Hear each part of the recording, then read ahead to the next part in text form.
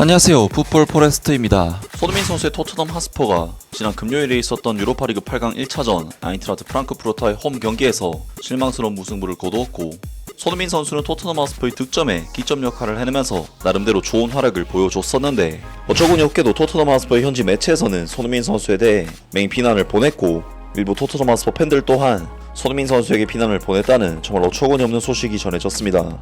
토트넘 하스퍼는 지난 금요일 새벽 2024-25 시즌 유로파리그 8강 1차전에서 아인트라트 프랑크푸르트를 상대로 중요한 홈 경기를 치렀었는데요. 이번 경기에서 토트넘 하스퍼는 아인트라트 프랑크푸르트를 상대로 그래도 홈에서 펼쳐지는 경기인 만큼 기본적인 볼 소유권과 주도권은 가지고 가는 경기를 했고, 전반전 볼 점유율이 62대38, 슈팅 숫자 면에서는 3대2, 유효 슈팅 숫자는 2대2를 기록.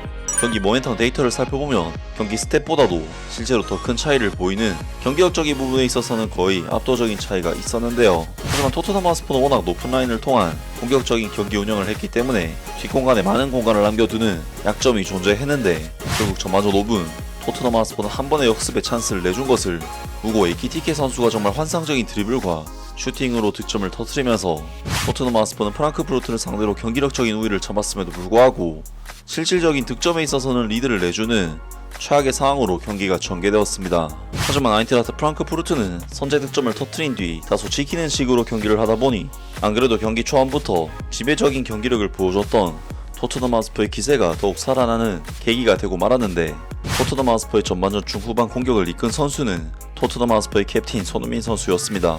손흥민 선수는 전반전 10분 반대편에서 한 번에 연결되는 롱패스를 환상적인 퍼스트 터치로 수비수를 녹이면서 박스 안에 위협적인 크로스를 투입했고, 전반전 12분에는 역시나 위협적인 크로스를 통해 도미닉 솔랑키 선수의 헤더 슈팅을 유도를 해내면서 찬스 메이킹을 해냈습니다.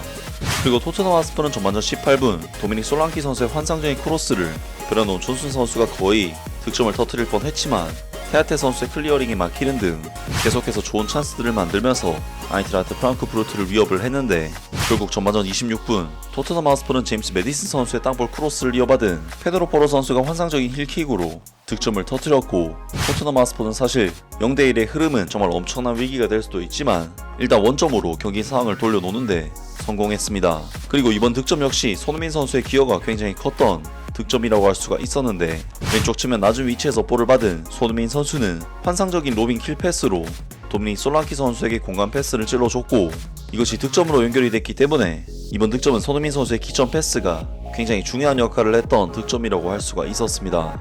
물론 손흥민 선수가 최근 들어 공격수로서 파괴적인 득점력을 보여주고 있지는 못하지만 동료 선수들의 찬스와 득점을 만들어내는 조력자로서의 역할은 토트넘 하스퍼 팀 내에서도 독보적인 영향력을 발휘해내고 있는데, 손흥민 선수는 사우스햄튼과의 경기에서도 베라논 존슨 선수의 멀티골에 기여를 해냈고, 이번 경기에서도 득점에 기여를 하는 등 어떤 방식으로든 토트넘 하스퍼의 득점을 만드는데 계속해서 기여를 하고 있다는 부분에서 의미가 있는 기점 패스였습니다. 하지만 토트넘 하스퍼는 이후 추가 득점은 터뜨리지 못하면서 아인트라트 프랑크푸르트와의 이번 유로파리그 8강 1차전 경기를 아쉬운 1대1 무승부로 마무리를 하게 되었고, 손흥민 선수는 후반 막판에 교체되어 아쉬운 표정을 숨기지 못하는 모습을 보이기도 했는데요. 하지만 손흥민 선수는 이번 경기에서 토트넘 하스퍼의 유일한 득점에 기점도 제공을 했기 때문에 충분히 좋은 활약을 했다고 할 수 있는 경기였는데, 실제로 손흥민 선수는 찬스 메이킹 2회, 파이널 서드 지역 패스 3회 등 준수한 스탯들을 찍었고, 평점 7점대의 좋은 평가를 받으면서 개인적인 활약 면에서는 충분히 인정을 받은 경기를 했다고 할 수가 있었습니다. 하지만 충격적이게도 손흥민 선수는 준수한 활약에도 불구하고 영국 현지 매체로부터 엄청난 질타들을 받고 있는 상황인데, 영국의 공영방송 BBC에서는 손흥민 선수가 더 이상 토트넘에게는 필수적인 선수가 아니라는 충격적인 소식을 전해왔습니다. 얼마 전까지만 해도 토트넘 하스퍼가 결승골을 노리는 상황에서 공격수 손흥민을 교체하는 것은 상상도 할 수 없는 일이었다. 그러나 토트넘 하스퍼 구단의 해설자가 시즌의 가장 중요한 경기라고 불렀던 아인트라트 프랑크푸르트와의 경기에서 이 한국 국가대표 선수는 87분에 10대 공격수 마티스탈과 교체되었다. 이 32세의 선수가 경기에 큰 영향을 미치지 못했기 때문에 이제 포스테코글루 감독의 손흥민을 빼는 결정은 전적으로 정당했다. 이번 시즌만 놓고 보면 손흥민은 예전만큼 빠르거나 날카롭지 않아 보인다. 수비 뒷공간을 파고드는 움직임이나 슈팅을 위한 볼터치에서도 날카로움이 사라졌다. 아인트라트 프랑크푸르트의 공격수 우고 에키티케는 손흥민과 같은 돌파를 선보이며 경기 시작 6분 만에 선제골을 넣었고, 페드로 포로가 26분에 동점골을 넣었다. 하지만 스퍼스는 그들이 원하는 득점을 터뜨리지 못했고, 아인트라트 프랑크푸르트의 디노, 토프멜러 감독은 경기 후 약간은 운이 좋았다고 인정하며 우리는 상대의 윙어들을 대체로 잘 통제했다고 덧붙였다. 엔젤 포스테코글루 감독은 교체 선수들이 좋은 영향을 미쳤다고 생각했다. 손흥민이 스퍼스의 레전드라는 점에는 의심의 여지가 없다. 그는 유럽 대회에서 67번째 경기에 출전하여 해리 케인과 함께 스퍼스에서 가장 많은 유럽 대항전 경기에 출전한 선수 1위를 차지했다. 하지만 해리 케인과는 달리 그의 영향력은 점점 더 약해지고 있으며 그의 속도도 그에 못지않게 떨어지고 있다. 손흥민이 지난 17경기에서 넣은 골은 홈에서 본머스를 상대로 넣은 페널티킥 한 골에 불과하며 손흥민은 더 이상 스퍼스에 없어서는 안 될 선수가 아닌 듯하다. 라면서 BBC에서는 손흥민 선수가 더 이상 토트넘에게 큰 역할을 할 수 있는 선수가 아니라는 주장을 펼쳤습니다. 그리고 토트넘 하스퍼 뉴스에서는 심지어 손흥민 선수를 벤치로 내려야 한다는 주장을 펼치기도 했는데요. 손흥민 토트넘에서 더 이상 활약 못할 듯. 이번 시즌에는 부진한 성적을 보이고 있지만 손흥민의 토트넘에서의 유산이 영원할 것이라는 것은 말할 것도 없다. 이 대한민국 국가대표 선수는 2015년 분어더 클럽에 합류했고 그가 이 클럽에서 활약한 10년 동안 그는 전설이 되었다. 하지만 그의 경력이 후반으로 접어들면서 손흥민은 엔젤 포스테코글루 감독 체제에서 점점 효과적이지 못해졌고 지난 시즌 이후로 확실히 떨어졌다. 해리 케인이 아직 토트넘 하스퍼에 있을 때 손흥민은 뛰어난 활약을 펼쳤지만 막대한 이적료를 들여 바이에른 뮌헨으로 이적한 이후로는 예전과 같지 않았다. 도미닉 솔랑키와 같은 선수들이 스퍼스의 전력을 강화하기 위해 영입되었지만 그들이 챔피언스리그 결승전의 영광의 날들을 곧 되찾을 것 같진 않다. 하지만 손흥민이 최상의 컨디션을 되찾고 다시 엔젤 포스테코글루 감독의 스타 선수가 되지 못한다면 그가 오랫동안 선발 출전할 가능성은 희박해 보인다.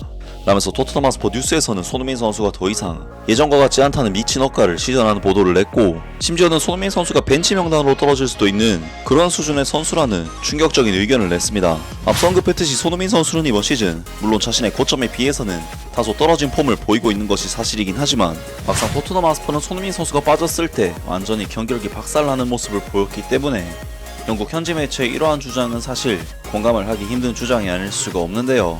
정말 손흥민 선수는 최근 많은 현지 매체로부터 모욕에 가까운 평가들을 받으면서 레전드 취급을 받지 못하고 있는 상황인데 손흥민 선수가 이제껏 해온 좋은 활약들을 생각해서 영국에서도 이러한 보도를 내지 말아야 할 것 같고 손흥민 선수가 좀 더 대우받는 레전드 선수가 되었으면 좋겠습니다. 정말 이번 경기에서 토트넘 하스퍼는 아인트라흐트 프랑크푸르트를 상대로 홈 경기이긴 하지만 압도적인 경기력을 보여준 경기였는데 아인트라흐트 프랑크푸르트가 분데스리가 3위 팀이라는 점을 감안하면 토트넘 하스퍼의 가능성을 확인할 수 있었던 경기라는 생각이 드는데요. 하지만 토트넘 하스퍼의 수비수들의 마킹 실수와 공격수들의 결정력과 운이 좀 더 따라줬다면 충분히 대량 득점으로도 이어질 수 있는 경기였기 때문에 토트넘에게는 아쉬움도 남는 경기라고 할 수가 있었는데 과연 토트넘 하스퍼가 이번 시즌 트로피를 따낼 수 있을지 앞으로 있을 경기도 계속해서 기대하고 응원하겠습니다. 아무튼 오늘 영상은 여기까지고요. 영상 재밌게 보셨다면 구독과 좋아요 그리고 댓글 부탁드립니다. 감사합니다.